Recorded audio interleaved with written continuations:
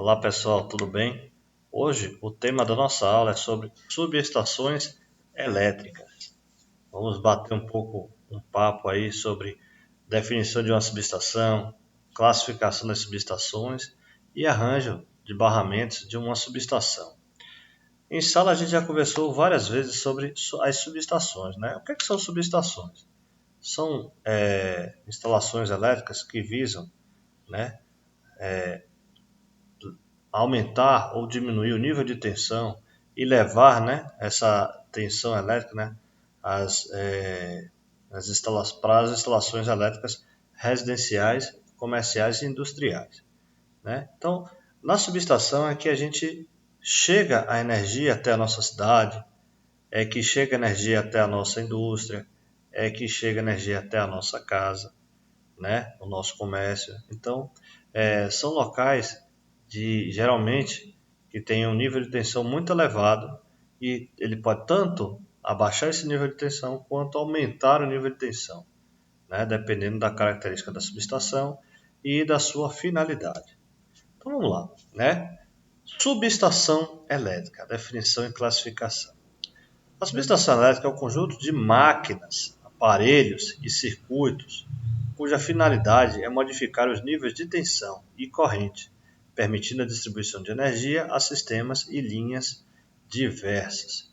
Então, pessoal, na subestação, né, é onde a gente tem o abaixamento, que a gente pode chegar ao nível de tensão de 13.800 volts e a gente rebaixar para 380, 220 volts, né, ou elevação, por exemplo, numa usina geradora de energia, né? Normalmente numa usina geradora de energia, o nível de tensão de geração é em torno de 20 mil volts. E a gente eleva, né, isso aí para 230, 500 mil volts, né, para poder o quê? Essa energia ela poder ser levada a grandes centros, né, a locais distantes daquele local de geração. E após sair, lá vão ter outras subestações que vão abaixar esse nível de tensão para poder ser utilizada a nível comercial, né? A nível que a gente possa utilizar a energia. Classificação, quanto à função, quanto ao nível de tensão, quanto ao tipo de instalação e a forma de operação. Vamos lá. As subestações podem ser elevadoras, né? O que é uma subestação elevadora? Ela tem um nível de tensão que está chegando e ela aumenta esse nível de tensão, né? Vamos dar um exemplo aqui. Como eu falei, né? Nas usinas geradoras de energia, o nível de tensão é em torno de 20 mil volts, usinas hidroelétricas. E para essa energia chegar até os grandes centros e tal, normalmente essas hidrelétricas são afastadas, né, de grandes centros, pois elas precisam de um leito de rio, de um volume de água muito grande e tal, e isso não fica perto de cidades como São Paulo, Rio de Janeiro, Belo Horizonte, Salvador, né? Então, essas hidrelétricas ficam bem distantes. Vamos dar exemplo de Itaipu, que fica lá no Paraná. Então, nessa fabricação, não, vamos dizer assim, nesse aproveitamento da água, né, para transformar a energia mecânica que rotaciona as turbinas em energia elétrica, né, o nível de tensão operacional da usina é em torno de 20 mil volts. E para chegar essa energia até os grandes centros, né, Curitiba, São Paulo novamente, né, e lá para o Rio Grande do Sul, lá para Porto Alegre. Então, ela precisa viajar. E daí, você eleva o nível de tensão, né, para você diminuir a bitola dos condutores, certo? Nesse caso, galera, ela é chamada de subestação elevadora, né? Localizada na saída das usinas geradoras, eleva o nível de tensão da transmissão e da subtransmissão, certo? Um momento aqui, por favor. Retornando. Então, a gente vai falar um pouco agora sobre as subestações abaixadoras. É o contrário, né? Você tem um nível de tensão elevado e você tem que reduzir. Ou seja, um exemplo clássico é aqui na nossa rua, né? A utilização da energia pela concessionária. A a linha de distribuição, que é essa rede de média tensão que passa aqui nas nossas ruas, normalmente é em torno de 13.800 volts.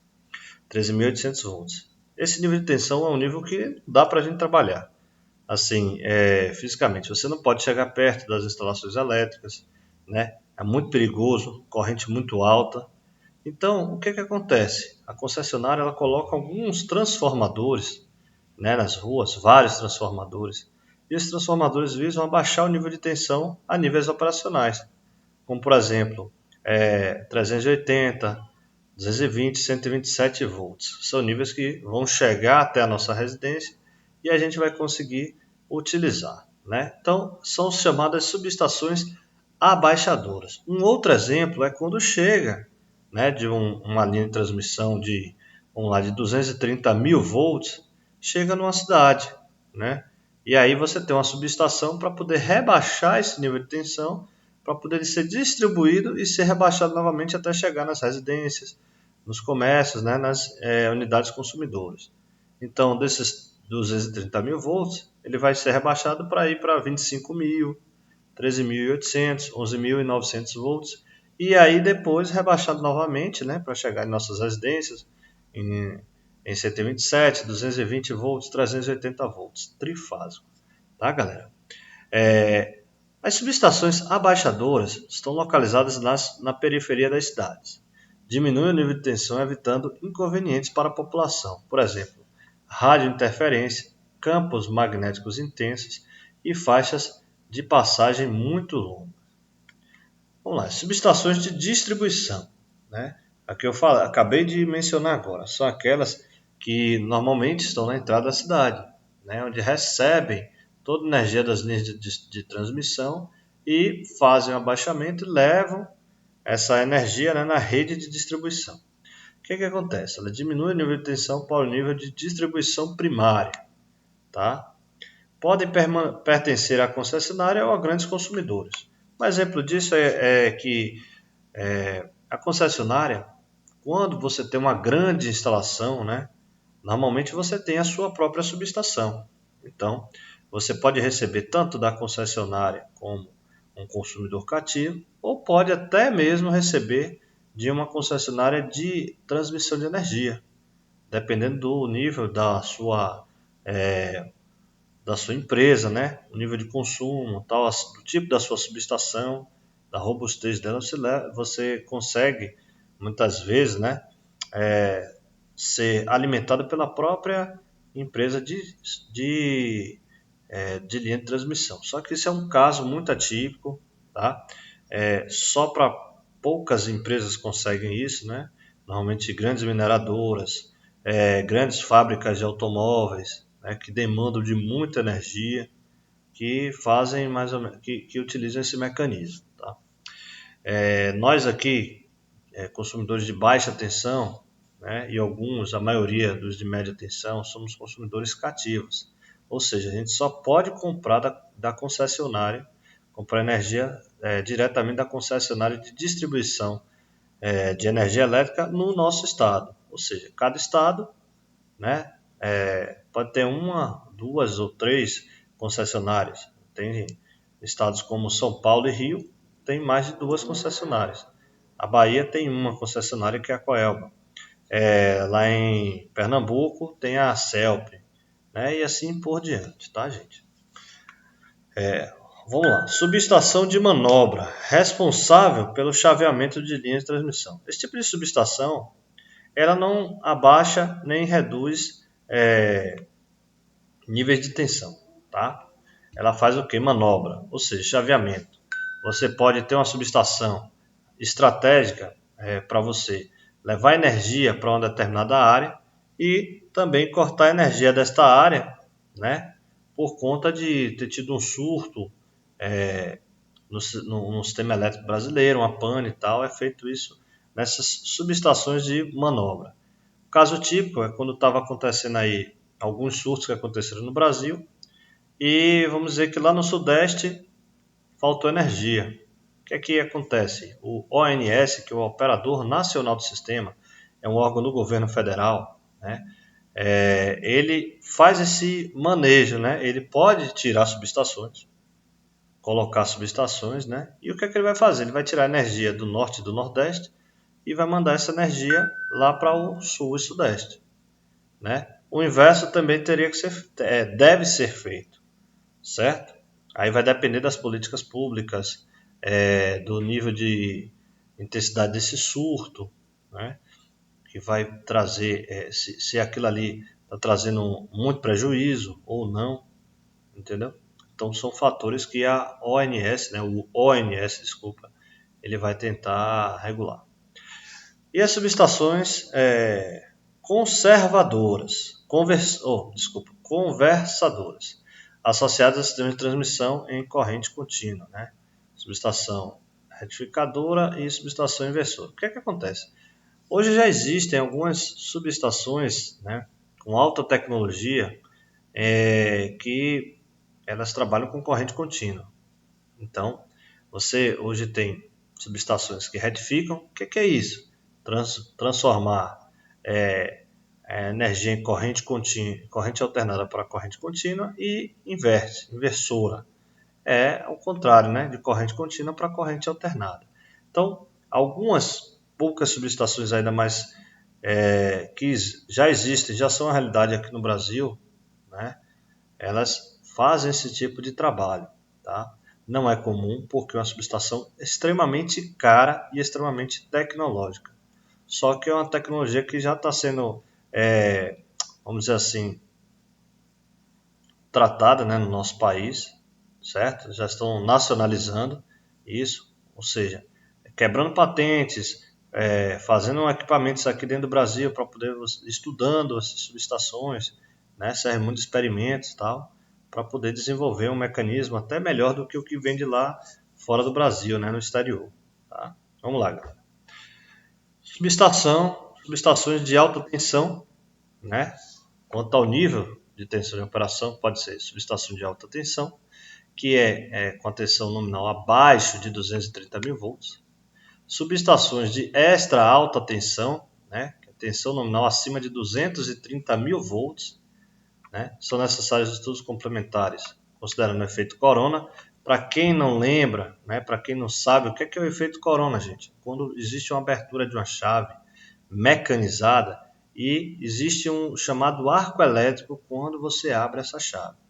A energia ela consegue vencer, né, esse dielétrico do ar e aí consegue gerar uma transmissãozinha de energia, só que por um curto período de tempo. É o chamado efeito corona. Então, esse tipo de subestação, galera, de extra alta tensão, são subestações utilizadas, né, para levar energia para grandes centros, para grandes regiões do Brasil, né? Então, esse tipo de subestação, ele é comum? Só que ele é bem, como é que se diz, visualizado nos grandes centros, tá, gente? E nas grandes fábricas. Mas comum é a gente ter as subestações abaixo de 230 mil volts. Outro tipo aqui de subestação, né? Subestação a céu aberto, é mais comum no Brasil. Né? Aquela que a subestação, a gente consegue visualizar quando está passando por ela, ver um monte de torre, né? Alguns equipamentos que a gente não sabe distinguir ainda, um monte de equipamento tudo junto, e não tem, só tem um muro mesmo de proteção da subestação, mas não tem cobertura, ela é ao ar livre, né? Então construída em locais amplos ao ar livre, requer emprego de aparelhos e máquinas próprias para funcionamento em condições atmosféricas adversas, chuva, vento, poluição, etc. Então a chuva, o vento, né, poluição, isso aqui influencia no funcionamento desse tipo de subestação, tá? Embora ela seja mais barata para se construir. Subestações em interiores, construídas em locais abrigados. É um tipo de subestação, né, que ela fica dentro de um prédio, por exemplo. Os equipamentos são colocados no interior da construção, não estando sujeitos a intempéries. O que acontece? Mesmo não estando sujeito a intempéries, mas tem que ter muito cuidado com esse tipo de subestação. Por quê? Dentro de um prédio, né, dentro de uma edificação, você tem a questão da umidade. Então tem que ser um ambiente que tenha baixíssima umidade, porque a umidade ele causa curto-circuito nos sistemas, né? tem que ser um ambiente, normalmente um ambiente controlado, poucas pessoas acessam, né? Tem que ter NR10, NR10 CEP, entendeu? Como você está num ambiente que qualquer movimento que você fazer em algum tipo de mecanismo pode provocar uma pane, é como é que se diz? Um empreendimento que tem que ser bem vigiado, não pode ser qualquer pessoa que acesse. Tá? E as pessoas que acessarem, elas têm que ter treinamento, né? Serem capacitadas e ter autorização para poder adentrar nesses recintos. Tá? Normalmente são as pessoas que trabalham com eletricidade, é o eletricista, o técnico elétrico e um engenheiro eletricista. Outras pessoas, né, pode ser mecânico, outros tipos de engenheiro, não estão autorizados a entrar nessas subestações, tá? Em nenhuma subestação. Porém, normalmente nas empresas, as subestações abrigadas são muito comuns, né? A céu aberto é mais comum para a concessionária, por conta da quantidade de ramais que deve ter, né, para distribuir para uma cidade e tal, para uma localidade. Então, é preferível muitas vezes a subestação a céu aberto, tá? Até por conta também dos transformadores, são muito grandes. Mas numa empresa, normalmente se coloca uma subestação abrigada, que é com os equipamentos no interior. Então, assim, esse tipo de equipamento não é para qualquer pessoa, não é brincadeira, não é brinquedo, não é para chegar lá e olhar e apertar alguma coisa, não. O que fizer ali tem que ser muito bem feito, porque é muito perigoso. Você trabalhar com qualquer nível de tensão, principalmente grandes níveis de tensão, pode levar à morte. Né? O que mata é a corrente elétrica. Só que ela está associada, né? Os níveis de tensão são associados às correntes, por conta das potências elétricas. Tá? E a gente tem um outro tipo, que são chamadas de subestações blindadas. Elas são blindadas muitas vezes a gás, né? Ou ar comprimido, no gás SF6. O que é que acontece? Os barramentos ficam dentro, né, dessas, vamos dizer assim, tubulações. E nessas tubulações elas estão imersas, né, a um tipo de gás, um gás isolante. Esse tipo de subestação, pessoal, ele é bem, vamos dizer assim, bem seguro, muito seguro, né? E até para pessoas leigas que forem visitar, é também extremamente tranquilo. Por quê? Como é um tipo de instalação que, assim, não tem nada aparente, só a estrutura mesmo, né? Tá tudo imerso a gás, tal. Você não tem acesso às partes vivas, né, das instalações elétricas. Muitas vezes esse tipo de instalação é mais tranquilo de ter uma visitação, tal, alguém que não seja da área para poder dar uma olhada. Não necessariamente as pessoas têm que instalar sozinha, tem que estar com alguém que conheça a instalação, esteja habilitado e, como é que se diz, autorizado a entrar naquele recinto. Tá? Vamos lá. Então, são tipos de subestações construídas em locais abrigados, né? Os equipamentos são completamente protegidos e isolados em óleo com material sólido ou em gás, ar comprimido ou SF6. Até hoje eu só vi um tipo de um local com essa subestação que eu visitei, que foi na Embasa, aí em Salvador, na estação de tratamento de esgoto que tem na Lucaia, né, no bairro da Garibaldi, tem esse tipo de subestação.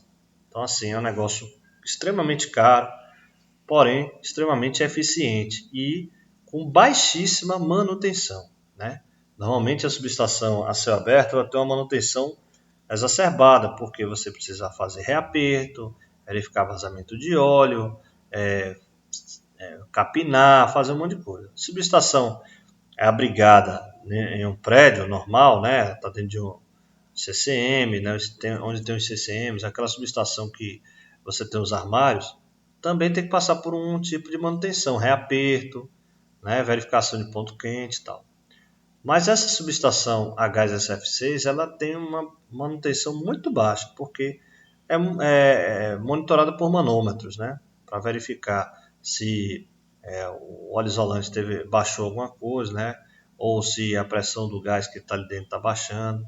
Aí pode ter um vazamento, alguma coisa, mas assim, é quase que não tem manutenção nesse tipo de equipamento, só mesmo na parte eletrônica, né, da coisa que fica mais o IHM, então essas coisas para a gente verificar. As vantagens, né, da subestação blindada, por exemplo, a gás SF6. Olha as vantagens. Espaço reduzido, podem chegar até 10% de uma subestação convencional. Então, você pode colocar em espaços, gente, que não caberia uma subestação convencional, ela pode estar com uma subestação a gás SF6, né, que ela cabe em espaços reduzidos. Baixa manutenção e operação segura, inteiramente contidas em invólucros metálicos, disponíveis em nível de tensão de até 500 mil volts. Quais são as desvantagens? Necessita de pessoal com treinamento especializado, porque para mexer naquilo ali não é apenas folgar um parafuso, o negócio é meio complicado. As operações de chaveamento e manobra não podem ser visualizadas, apenas supervisionadas por indicadores luminosos. Ou seja, se o equipamento travar, né, de chaveamento, você só vai saber se a luz der falha. Ou seja, você não tem como visualizar, ao contrário das outras subestações que você vê os equipamentos funcionando, você não vai ver a corrente passando, óbvio. Mas, por exemplo, uma chave abrindo, fechando automaticamente, tal, você consegue visualizar. Agora, nesse tipo de subestação, não. Está tudo envelopado, não tem como você visualizar, apenas por sinais luminosos. Tá? Subestação com operador. Né? Quanto à forma de operação. Ela pode ser ter um operador, que antigamente era mais comum, né, do que hoje em dia. Exige alto nível de treinamento de pessoal, uso de computadores na supervisão e na operação, né, local, e só se justifica para instalações de maior porte. As subestações também podem ser semiautomáticas, né, possuem computadores locais ou intertravamentos eletromecânicos que impedem operações devidas por parte do operador local, né, ou seja, elas têm uma certa automação, porém ainda precisa da intervenção humana para algumas situações. E as subestações automatizadas são supervisionadas à distância por intermédio de computadores. Essas automatizadas, elas não precisam ter pessoas, né, dentro da subestação. À distância, em qualquer lugar do planeta, hoje, porque a internet hoje já se difundiu no mundo inteiro, qualquer lugar, a pessoa que esteja operando, visualizando, ele pode fazer qualquer tipo de manobra. Tá? Então, subestação com operador tem que ter uma pessoa lá dentro, full time.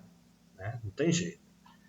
As semiautomáticas, você pode ter uma pessoa lá durante um período de tempo, ou aquela subestação tem algum nível de intertravamento que às vezes não tem ninguém lá, e chega uma pessoa que não seja operador, né? Vai fazer algum serviço, esbarra num painel, né? Pode fazer um desligamento de uma cidade inteira, e aí ele já tem esse tipo de intertravamento. E as automatizadas é aquelas que elas tanto têm uma inteligência artificial, né? Ou seja, devido aos equipamentos que existem lá, quanto ela você pode controlá-las à distância, em qualquer lugar, tendo um acesso à internet, sistema, tal, para você poder visualizar. Arranjos de barramento. A configuração dos barramentos da subestação influi na sua flexibilidade, quanto à operação e quanto à manutenção, né? Então a gente já viu nas aulas, falei um pouco sobre esses arranjos de barramento, que você pode ter aqueles arranjos que, se quebrar um equipamento, perdeu a linha. Você vai ficar com ela inoperante até aquele equipamento ser consertado, substituído, e os consumidores vão ficar sem energia. Ou a gente pode ter outros tipos de arranjos que, se por um lado der um problema, outro equipamento pode assumir e pode voltar a fornecer energia até você recuperar aquela linha que deu problema. Quanto à classificação, né, quanto à continuidade. Barramentos contínuos, ou seja, não existem particionamentos ou interrupções do barramento, é um só. Barramentos seccionados, constituído por duas ou mais seções interligadas por chaves e disjuntores. Cada seção pode atender um ou mais consumidores. Vamos ver aqui. A subestação possui uma só barra, né? No caso aqui, arranjo de barramento simples. Ó, simples, só tem uma barrinha aqui. e não tem conversa. Então a subestação possui só uma barra, né, de alta ou baixa tensão. São usados em subestações, tem baixa confiabilidade, pequenas subestações, baixa confiabilidade, tá, gente? Ou seja, pode dar um problema muito fácil, dar problema. Falhas ou manutenção do barramento implicam a perda total do sistema, tá? Então, se eu tiver qualquer interrupção aqui no meu barramento, vai dar se tiver uma falha, eu vou ficar com o meu sistema inoperante. Manutenção dos dispositivos do sistema requer a desenergização das linhas ligadas a ele. Manutenção dos dispositivos requer a desenergização das linhas ligadas a eles. E nos casos em que o barramento é seccionado, pode haver manutenção de trecho do mesmo sem interrupção de todos os consumidores. Né? O barramento simples ele é um barramento muito complicado. Qualquer problema ele pode separa tudo e fica todo mundo sem energia. Né? Arranjo de barramento principal e transferência. Oferece um bom plano de manutenção. Normalmente, né, tem muitas concessionárias que utilizam esse tipo de barramento. Por quê? Se der um problema, você pode consertar e o outro consumidor ficar energizado, não vai ter problema nenhum. Oferece um bom plano de manutenção. Energização do barramento de transferência através do disjuntor de interligação. Né? Possibilidade de manutenção de um dos barramentos, mantendo-se as cargas no outro barramento, ainda que com limitações de proteção. Então, tem a minha barra aqui, tem outra aqui. Se der um problema, a gente consegue o quê? Alimentar esses caras. Arranjo de barramentos duplos. Esse esquema apresenta 2 barramentos principais ligados a cada uma das linhas de transmissão de entrada. Possibilita um plano de manutenção devido à presença de 2 barramentos. Né? E você tem a interligação entre eles. Aumento da confiabilidade do sistema. Falha em um barramento não afeta o outro. O que acontece? Na subestação, gente, normalmente subestação de distribuição, né, essa subestação de transmissão e tal, você tem vários transformadores, vários barramentos. E esses equipamentos eles são sobredimensionados. Por quê? Porque se eu tiver um problema em um barramento, os outros barramentos conseguem suprir aquela necessidade. E aí eu consigo dar manutenção naquele barramento que deu problema. Então, normalmente é utilizado dessa forma. Tá?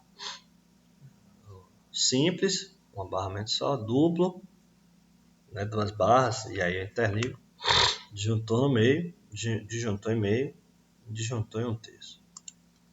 O que acontece aqui? Os barramentos triplos também, mesma coisa, 3 barramentos e tal. Você consegue ter um bom arranjo de manutenção. E o barramento tem anel. Se der um problema, você consegue suprir pelo outro lado. Né? Possibilita uma boa flexibilidade para a manutenção de disjuntores sem interrupção do fornecimento de energia. O anel a 4 circuitos e o anel a 6 circuitos. Né? Tanto de um lado quanto do outro a gente consegue fornecer aqui tranquilamente. Vamos lá, aqui a tabelinha. Barramento simples, né? Tem a menor confiabilidade. Falhas simples podem ocasionar o desligamento completo da subestação. Menor custo, né? Mais barato, mas ela não tem confiabilidade péssima, baixa. Né? E menor área, por conta da sua robustez ser bem... não ter tanta robustez. Né? Barramento principal de transferência. Também tem uma baixa confiabilidade, semelhante à barra simples, porém uma melhor flexibilidade na operação e manutenção. O custo é moderado, poucos componentes e pequena área, poucos componentes. A barra dupla, com disjuntor simples, confiabilidade moderada. Custo moderado, né, número de componentes um pouco maior, e área moderada, número de componentes um pouco maior. Barra dupla com disjuntor duplo, com disjuntor e meio, né, e barra em anel. Elas têm o quê? Uma alta confiabilidade. Falha simples, isola apenas um circuito. O custo da barra dupla com disjuntor duplo é um custo elevado, porque tem muitos componentes, né, duplicados. Então, disjuntor duplo, 2 disjuntores, vamos dizer assim. Se um falhar, tem o outro. né? A ideia é essa. Tudo duplicado. Você tem um, é redundante. Você tem dois componentes. Se um falhar, o outro assume, né? Tá? Então você precisa duplicar a sua subestação. Já de barra dupla, ele juntou em meio, custo moderado, né? E barramento de anel. As três aqui, né? Duas precisam de grandes áreas, por conta do tipo de robustez que você vai precisar. Você vai precisar duplicar o que você já tem. E o barramento de anel é a área moderada, né? O que acontece, gente? Na prática, você tem mais comum o barramento de anel e a barra com disjuntor duplo. Por quê? Normalmente você tem na subestação 4 transformadores, 6 transformadores, né? Tudo em, vamos dizer assim, em duplas, né? Em pares. E aí você consegue, se tiver um problema, você consegue pelo outro equipamento, né? Que tem que estar bom, resolver e até você dar manutenção no principal. Você tem o principal e o reserva, principal e o reserva, sempre desse jeito. E aí você consegue seccionar para onde você quiser, né? Evitando o quê? Que você tenha muitas interrupções e a duração dessas interrupções, né? A duração das interrupções seja bastante elevada, tá? Pessoal, vou me despedindo de vocês aqui, tá? Espero que tenham gostado bastante da nossa aula de hoje, tá? Não esquece aí de curtir o vídeo, de dar a opinião do que achou, tá? Ver o nosso canal, se inscrever no nosso canal e muito obrigado, pessoal. Valeu!